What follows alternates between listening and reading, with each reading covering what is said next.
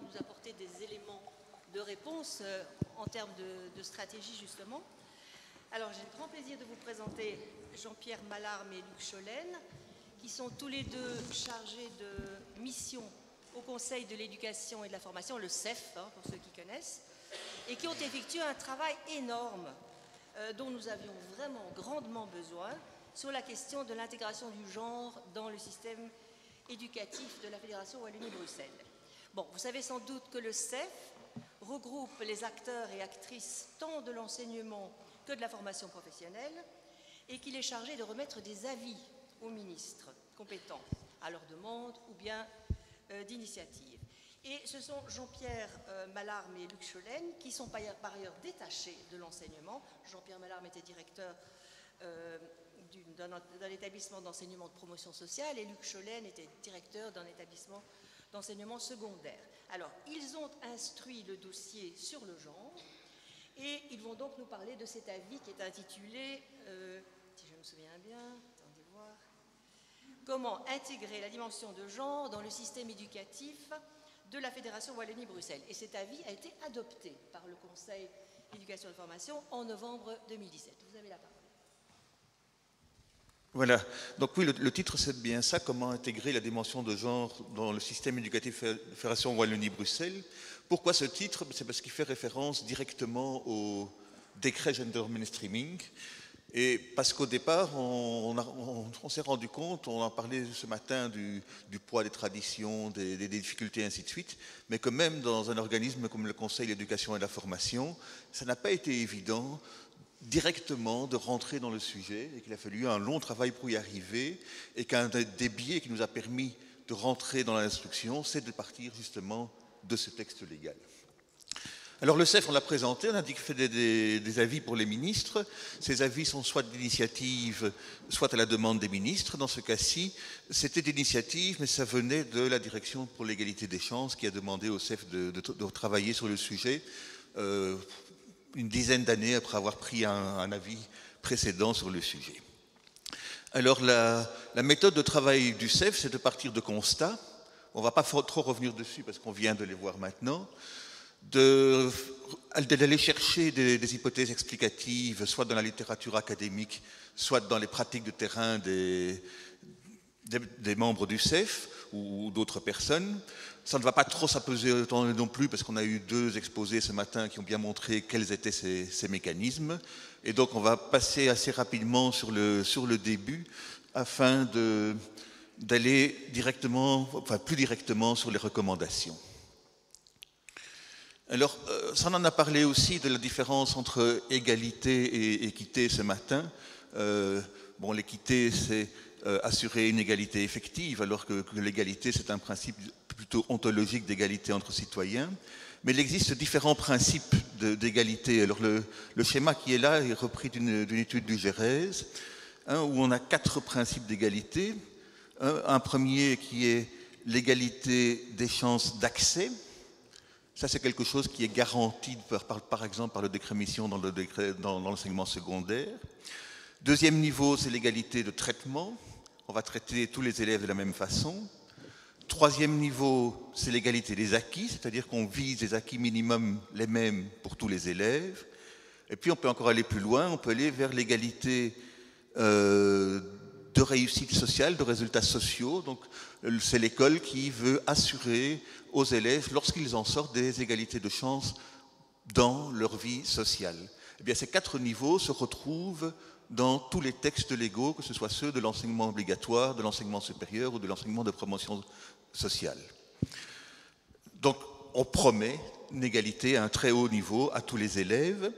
Et si on veut regarder les constats, on peut placer les indicateurs en lien avec ces principes d'égalité. Principe d'égalité des chances, on va s'intéresser au contexte. Égalité de traitement, on va s'intéresser au processus. Égalité des acquis à ce qu'on appelle les résultats internes, donc les résultats à la fin de l'école. Et égalité de réalisation sociale, eh bien là on va parler de résultats externes, c'est-à-dire aller voir éventuellement le lien entre les diplômes et la réussite. Et là on sait que si les filles réussissent mieux socialement, c'est le contraire qui se passe au niveau de l'accès au métier et ainsi de suite.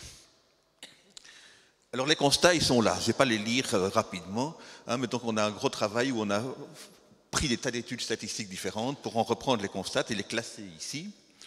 Et ensuite, on va passer tout de suite au mécanisme. Donc, on a, comme Jean-Pierre l'a dit, on n'est pas un institut de recherche, donc on procède par état de la littérature, et on a choisi pour présenter et synthétiser l'état de la littérature un modèle qui fonctionne dans une logique systémique, donc pour ne pas tomber dans des causalités linéaires, et à deux niveaux, donc à un niveau structurel et à un niveau psychosocial, le tout étant mis en contexte et notamment dans un environnement idéologique, institutionnel, politique, socio-économique. Alors, la dimension du genre est évidemment envisagée dans le dossier d'instruction comme un rapport social, comme un fait social, et donc on a utilisé le concept de socialisation pour faire ce travail de synthèse, mais dans une logique qui n'est pas strictement déterministe. Donc c'est à la fois la socialisation comprise comme l'éducation à travers des instances comme l'école à des valeurs, des principes et des normes genrées. Ah pardon, je chante trop près du micro.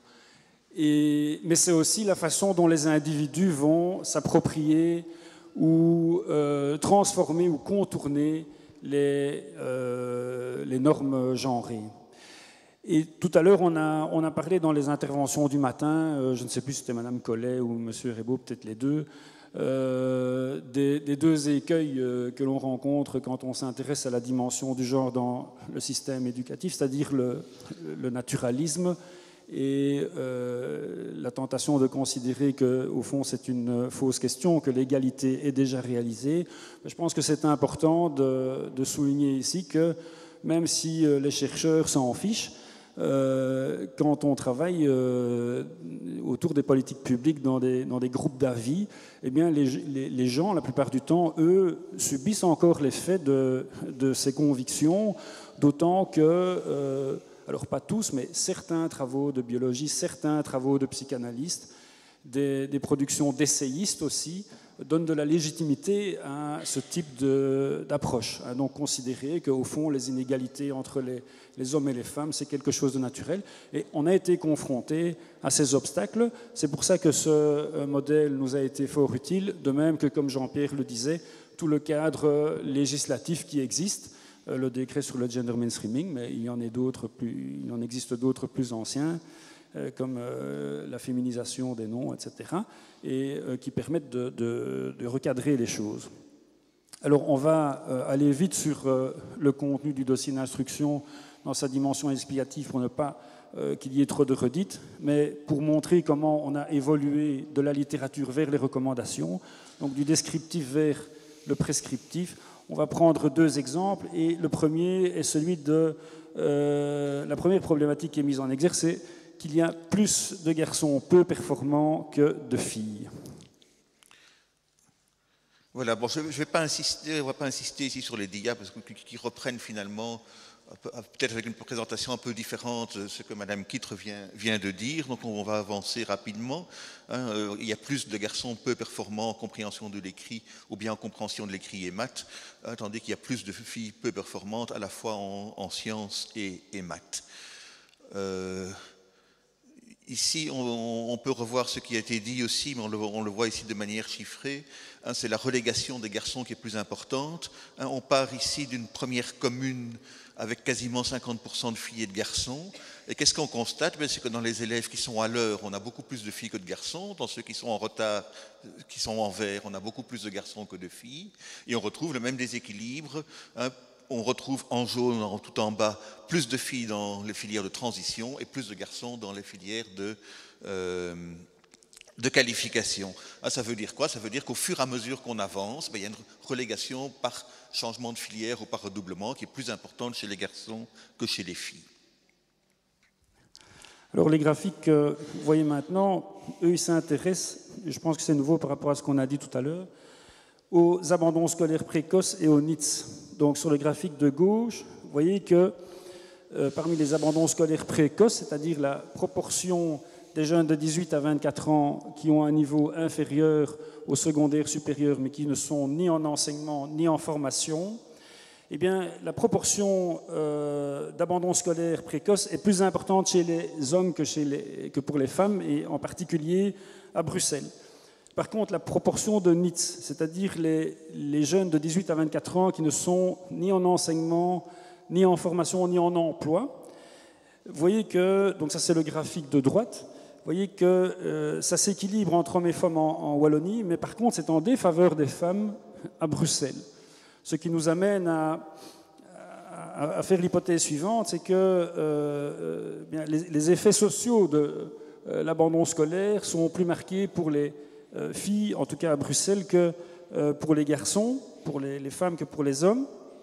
Et on doit aussi constater que c'est un élément qui est peu souligné dans les textes officiels. Donc, par exemple, l'étude de l'OCDE sur le genre ou l'avis numéro 3 sur le pacte insiste sur le décrochage et l'abandon scolaire des garçons, mais très peu voire n'aborde pas la question des conséquences sociales de ça pour les filles. Alors, en utilisant notre modèle explicatif et en appliquant à la question de la relégation des garçons, on a mis en évidence des mécanismes qui ont été expliqués ce matin, comme la fabrique des garçons. Je ne vais pas revenir sur ce mécanisme. Par contre, je voudrais insister sur le fait qu'il ne produit pas nécessairement ces effets. C'est-à-dire que dans certains établissements, parce que le projet d'établissement est conçu dans une visée égalitaire, parce que les enseignants ont été formés à décoder les mécanismes du genre, eh bien, il y a des enseignants qui parviennent à déconstruire ce mécanisme. Maintenant, il faut reconnaître que ce n'est pas la majorité des cas et que donc, je fais écho à ce que disait Nadine Plateau, on ne peut pas attendre que les choses se passent et il faut des politiques qui soutiennent et qui impulsent ce type de démarche, en sachant quand même aussi que, entre guillemets, l'école n'est pas toute seule et qu'il y a des problèmes de discrimination qui ne relèvent pas du fait de l'école. Hein. Les inégalités socio-économiques entre hommes et femmes, ce n'est pas l'école. Donc il faut aussi envisager ces politiques éducatives en articulation avec d'autres politiques anti-discrimination et sans doute dans le cadre d'un projet de société. Voilà, donc le deuxième exemple qu'on voulait prendre, c'est la moindre performance des filles en mathématiques et en sciences. Je crois qu'on en a vraiment beaucoup parlé dans l'exposé précédent. Donc là, je vais directement passer à cette dia-ci. Là, on en a parlé aussi, c'est les aspirations. Donc à droite, vous voyez les aspirations des filles et des garçons à faire une carrière scientifique. Alors ce qu'on constate, c'est que parmi les élèves forts, eh bien, il y a moins de filles qui aspirent à une carrière scientifique, tandis que par rapport aux élèves faibles, c'est le contraire. Hein, et l'autre, ça c'est classique aussi, c'est les domaines dans lesquels veulent s'orienter les filles et les garçons, qui sont tout à fait un reflet finalement des filières qu'ils auront dans les études supérieures, mais qui est aussi un reflet de la répartition sexuée des métiers au niveau de la société. Donc on va passer directement à l'explication de ces constats. L'explication, elle est également systémique. Ici, on peut faire le lien avec la problématique de l'orientation sexuée. Donc l'orientation sexuée, c'est à la fois le poids des stéréotypes métiers, des stéréotypes qui sont liés aux filières d'enseignement, comme ça a été expliqué, mais c'est aussi le fait de l'existence d'une ségrégation du marché du travail qui produit aussi des effets en amont même de ce qui se passe à l'école, dans la mesure où les filles et les garçons, mais surtout les filles, entre guillemets, prennent les devants et de manière pragmatique développent des stratégies qui sont plus conformes à ce qu'elles savent du marché du travail qui est ségrégué. Ça nous amène à considérer l'importance d'intervenants autres que les enseignants dans les écoles, qui sont les personnels en charge de l'orientation, puisque il existe quelques travaux, quelques approches qualitatives qui le montrent. Certains orienteurs parviennent à déconstruire les mécanismes d'orientation sexuée en en amenant les garçons et les filles à avoir des comportements qui ne sont pas conformes à la norme. Hein, et il y a des cas d'élèves, entre guillemets, résilients. Mais encore une fois, il faut reconnaître que ce n'est pas la majorité et que donc la formation de ces professionnels-là, des orienteurs, est aussi importante que la formation des enseignants. Voilà, alors on arrive sur l'essentiel du travail du Conseil, ce sont les recommandations. On va vous les présenter en 4 parties. D'abord, en ce qui concerne les recommandations à propos des politiques éducatives. La première recommandation, c'est d'énoncer clairement dans une déclaration politique que la réalisation de l'égalité entre filles et garçons, entre hommes et femmes, constitue à tout niveau d'enseignement un objectif éducatif à part entière. Pourquoi cette recommandation? C'est parce que si on regarde l'histoire, c'est un fait que les filles ont progressé, qu'elles réussissent maintenant mieux à l'université et ainsi de suite, mais il n'y a jamais eu de politique qui vise vraiment l'égalité. Elles ont profité de mesures de démocratisation de l'enseignement, qui étaient des mesures générales pour tous les élèves, et même l'installation de la mixité, c'était avant tout pour des buts budgétaires, et ne visait pas une pédagogie qui vise l'égalité. Donc, première recommandation à faire, si on veut abattre le mur, mais il faut d'abord dire qu'on veut l'abattre. Or, dans les textes légaux, pour le moment, ça n'existe pas. Il y a une égalité entre élèves au masculin neutre, mais on ne vise pas à lutter contre toute forme de discrimination. Alors, deuxième recommandation, articuler ce projet et son cadre conceptuel en cohérence et en complémentarité avec les autres politiques publiques, emploi, culture, sport, jeunesse, etc., mais dans le cadre de l'application du décret gender mainstreaming. Il ne suffit pas de travailler uniquement sur l'enseignement, il faut travailler sur tous les domaines en même temps. Définir des stratégies et des plans d'action ou développer les plans existants qui touchent l'enseignement à tous les niveaux en impliquant toutes les parties prenantes. Ensuite, définir des références, c'est-à-dire des indicateurs, des critères de référence, des objectifs particuliers, des normes de qualité, afin d'orienter les stratégies vers des cibles concrètes et de pouvoir les évaluer. Alors à ce propos, vous vous souvenez de la première dia où on avait les différents types d'indicateurs, mais il y en a qui sont beaucoup plus développés que d'autres. Et ce qui est relativement peu développé aussi, ce sont des liens entre différents types d'indicateurs. Comment les attitudes peuvent influencer les parcours, comment les parcours influencent les résultats, ou le contraire, les résultats influencent le parcours. Et aussi, ce qui manque très fort dans l'enseignement, c'est les indicateurs de réalisation sociale, parce qu'en général, l'école ne se préoccupe pas de l'avenir social de ses étudiants. Et on ne va pas jusque-là. Les statistiques qu'on a eues, c'est des statistiques qui viennent soit de l'IWEPS, soit de l'IBSA, c'est-à-dire des enquêtes force de travail, mais on n'a pas automatiquement des liens. L'enseignement ne se préoccupe pas de ce que deviennent les étudiants. Non, on ne va pas jusqu'aux conséquences sociales.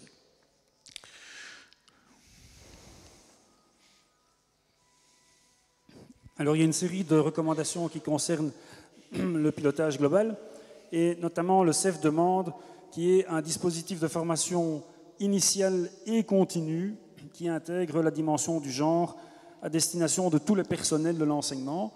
Donc pas seulement les enseignantes et les enseignants, mais aussi les responsables d'établissement, les personnels en charge de l'orientation, les inspecteurs, les futurs délégués au contrat d'objectifs, etc., en apportant une attention particulière aux personnes en charge de ce que l'on appelle l'éducation à la vie relationnelle, affective et sexuelle, ainsi qu'aux personnes en charge de l'éducation à la philosophie et à la citoyenneté, de sorte que les élèves aient tous le même curriculum enseigné s'agissant du genre. Alors, le CEF demande aussi de déposer, mettre en ligne et en valeur les productions scientifiques qui sont relatives à la dimension du genre dans le système éducatif en Fédération Wallonie-Bruxelles, donc sur le site enseignement.be et sur le site de la RES et d'autres, pour garantir l'accès public, mais aussi pour mettre en avant les travaux de recherche menés par des femmes selon des modalités d'archivage en open access, comme ça se fait au FNRS.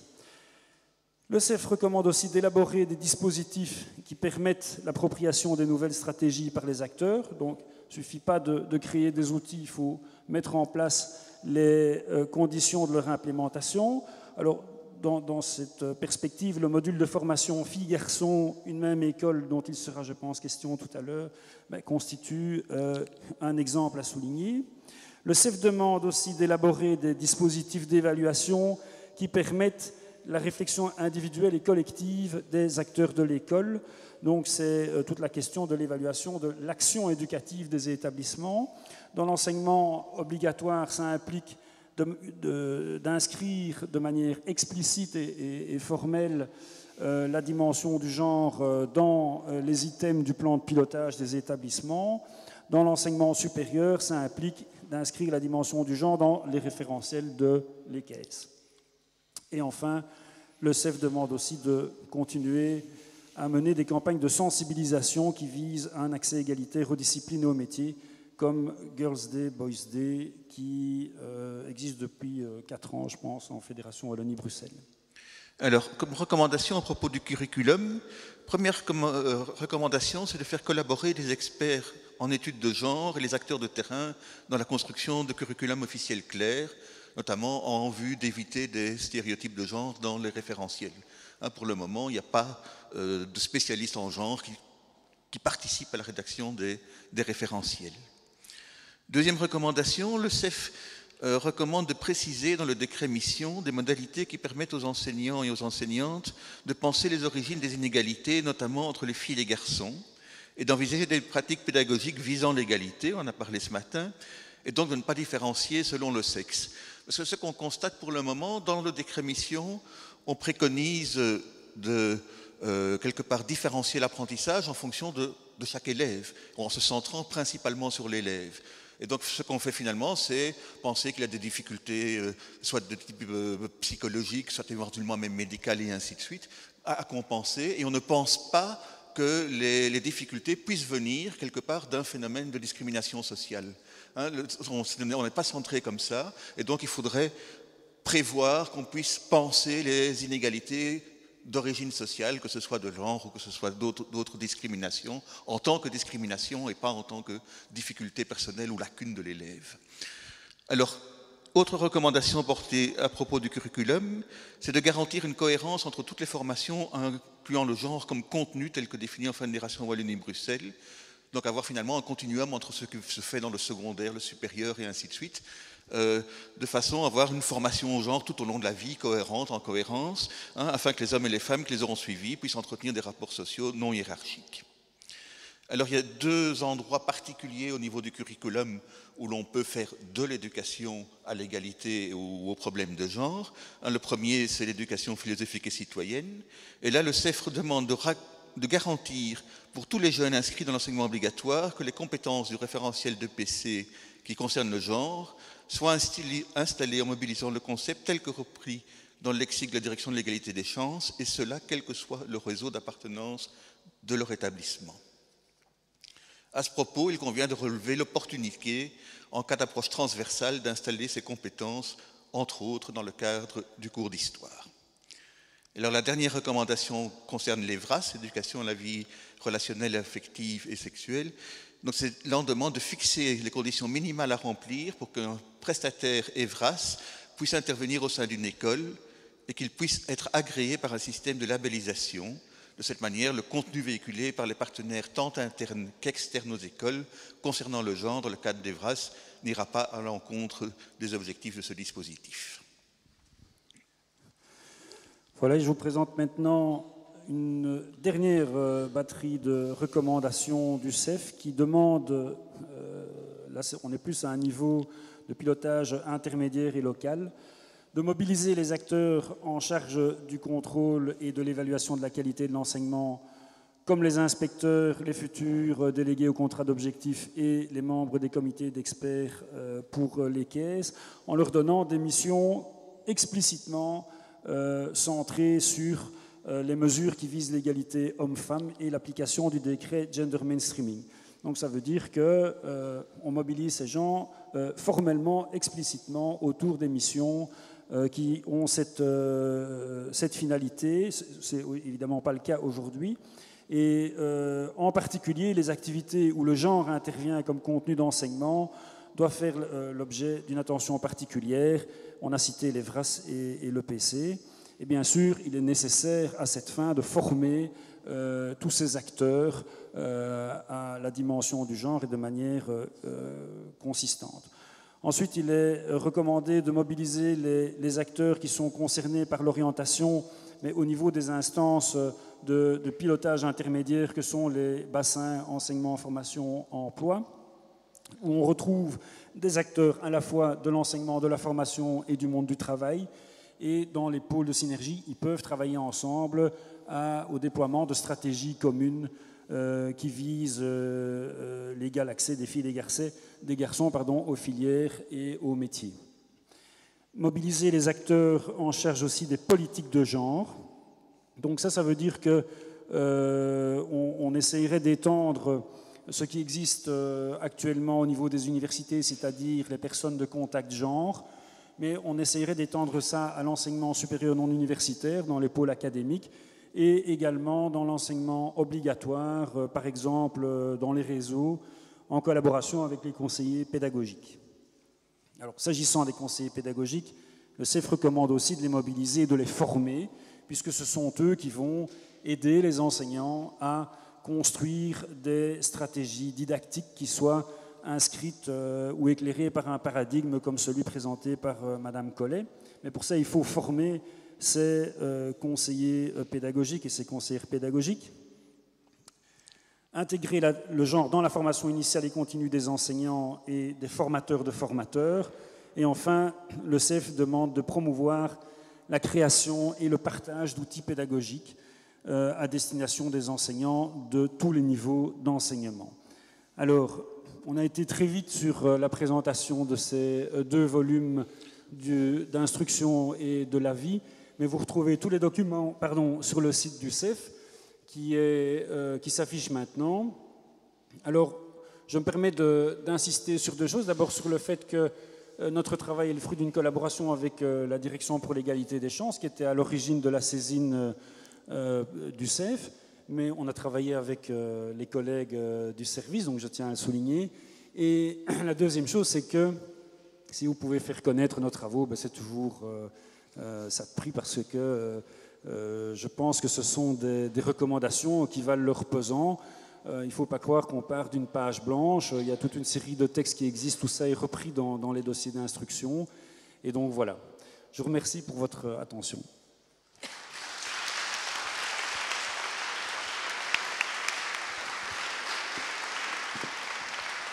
Eh bien, merci à tous les deux pour ce plan d'action dont pas mal de points sont des points qui étaient à notre agenda depuis bien longtemps. Je pense que maintenant, on peut se ménager, on a déjà un peu de retard, mais on peut se ménager un quart d'heure de discussion avec le public. Peut-être vous pourriez venir vous asseoir, et Valérie aussi. On va rajouter une chaise. Peut-être une chaise supplémentaire, voilà.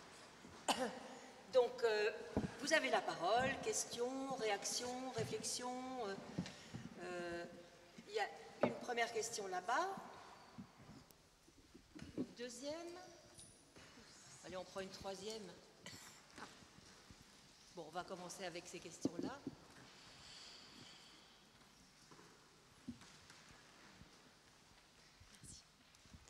Bonjour, merci pour ces exposés. J'entendais dans les recommandations du CEF l'extension du référent genre à l'enseignement supérieur non universitaire. Donc les hautes écoles et l'enseignement supérieur artistique. Moi, je travaille dans l'enseignement supérieur artistique. Évidemment, c'est très intéressant. Et je voudrais savoir si cette recommandation a déjà des implications concrètes. Vous parliez peut-être de le faire au niveau du pôle académique. Enfin, voilà. Est-ce que vous pouvez nous en dire plus par rapport à ce projet qui, évidemment, est très utile puisque pour le moment, il n'y a que les universités qui bénéficient d'un référent genre. Merci. Merci. Alors, il y avait une autre question là.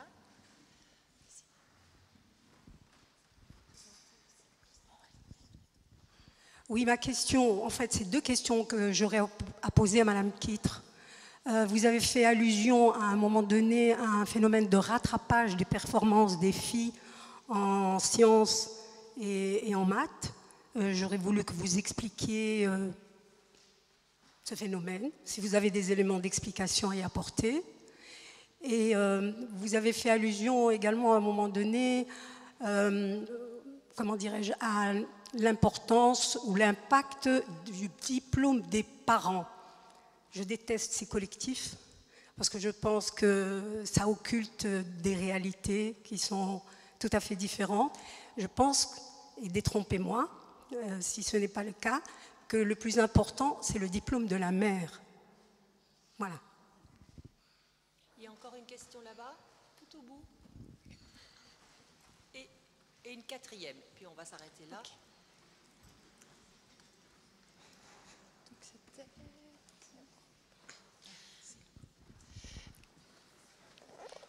Okay. Je voulais demander si dans les différents dispositifs avec lesquels vous travaillez, messieurs, il y avait une personne ou un groupe qui s'occupait de rendre les textes conformes à ce que vous portez.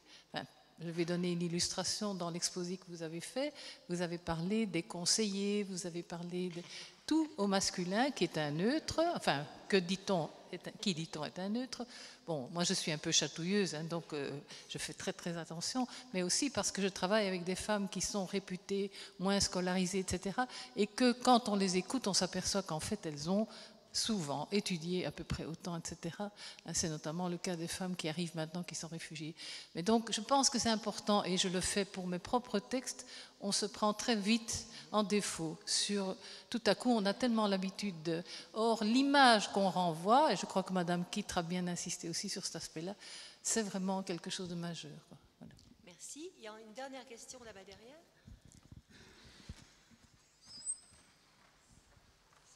Oui, c'est une question un peu prosaïque que j'adresse aux deux derniers intervenants. J'ai été très stimulé par les recommandations du CEF que vous avez exposées, mais je me demande si vos recommandations, dans leur version intégrale, contiennent autant de recommandations générales que de recommandations très pratiques. Et je pense à quelque chose de très particulier dans l'enseignement primaire, par exemple, et c'est donc une idée vraiment pratico-pratique. On voit une grande culture encore des fêtes des mères et des fêtes des pères, qui, à mon avis, en matière d'égalité, pose de véritables problèmes aujourd'hui. Et on voit que dans la pratique, des mesures concrètes permettent de percer une certaine imperméabilité du monde enseignant à certaines réformes plus générales. Les grands principes auxquels on adhère sont quelque chose d'important, mais je crois que dans la pratique, les acteurs de terrain sont parfois très imperméables aux principes généraux et qu'il faut prendre parfois des éléments très symboliques pour pouvoir essayer de mettre en œuvre dans ces éléments symboliques des mesures de réforme. Enfin, c'est une question et évidemment vous entendez mon avis dans la question. Merci beaucoup. On va répondre à ces 4 questions et je crois qu'on en restera là parce qu'il est déjà fort tard et que nous avons eu une matinée extrêmement riche. Alors, nous avons 4 questions. La première concernait l'enseignement supérieur artistique. Les recommandations par rapport à des personnes, contact genre, etc.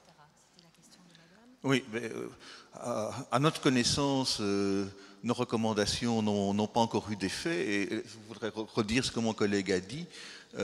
Profiter de ceci pour savoir qu'elles existent, que ces avis existent, parce que malheureusement, les avis du CEF restent souvent dans des armoires et n'arrivent pas à des résultats pratiques. Donc on interpelle tout le monde ici. Je crois que Madame la ministre Simonis, qui était là ce matin, est bien consciente du problème, mais est-ce que c'est la même chose au niveau de Madame la ministre de l'Enseignement? On ne sait pas très bien.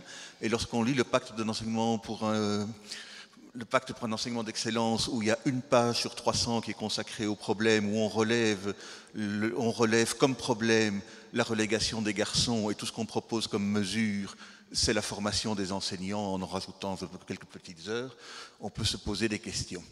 Donc, relayer nos recommandations, je crois que c'est la meilleure chose pour avancer. Voilà. Alors, il y avait une question qui était dirigée vers Madame Kittre sur le rattrapage des filles en maths et en sciences. Oui, donc en fait, est-ce qu'il est allumé? Oui. Celui-là. Non, ça va, il va.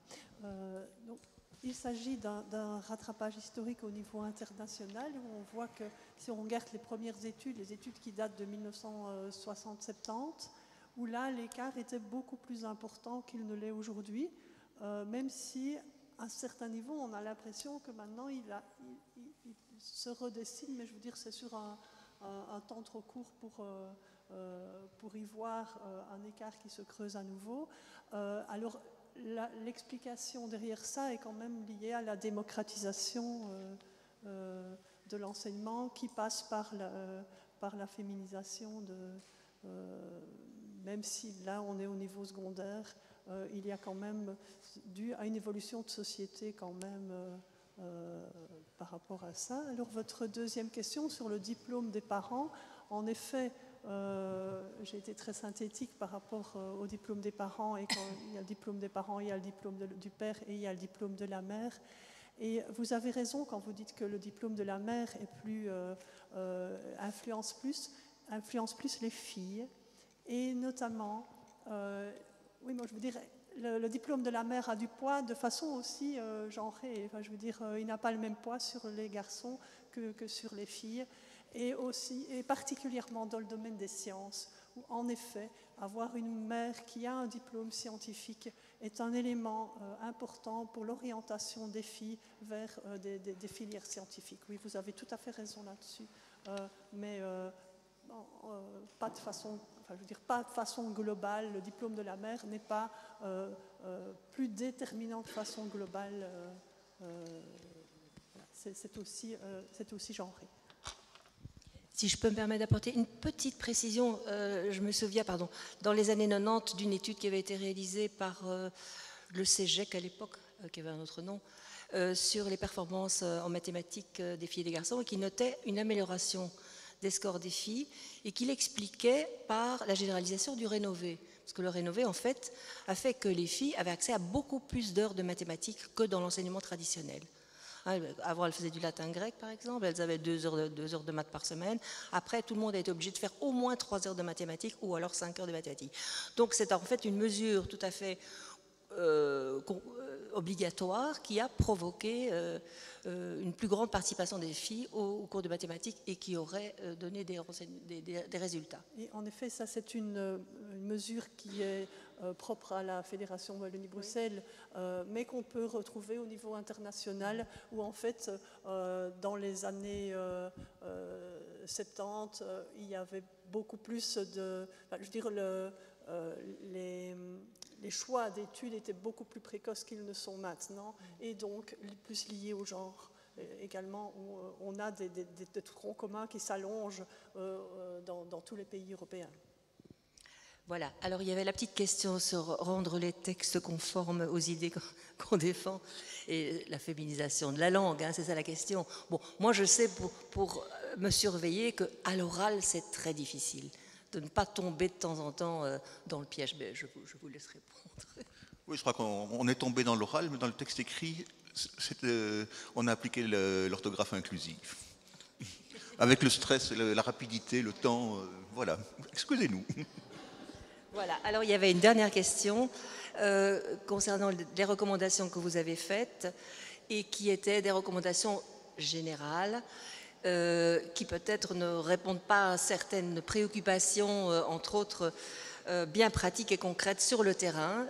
Et l'exemple qui a été donné, qui a fait pas mal de fois en Belgique à l'époque, enfin en communauté française, c'est la question de la fête des mères et de la fête des pères. Vous voulez répondre ?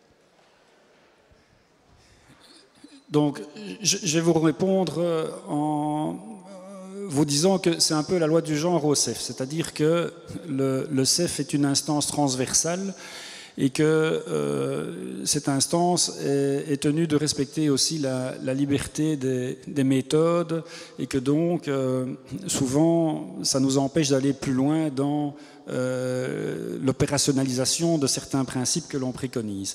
Maintenant, ceci dit, il est quand même dit que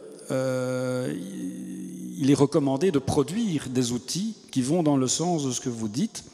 Et je voudrais quand même insister sur le fait que, même si cette loi du genre semble un peu généraliste, les recommandations qui ont été obtenues suite au travail mené au Conseil de l'éducation et de la formation, ça vaut quand même quelque chose, parce qu'il faut se rendre compte que sont représentées là toutes les positions idéologiques, confessionnelles, etc., et que ces recommandations ont fait l'objet d'un accord sans qu'il y ait de note de minorité sur des points qui sont quand même un petit peu touchy.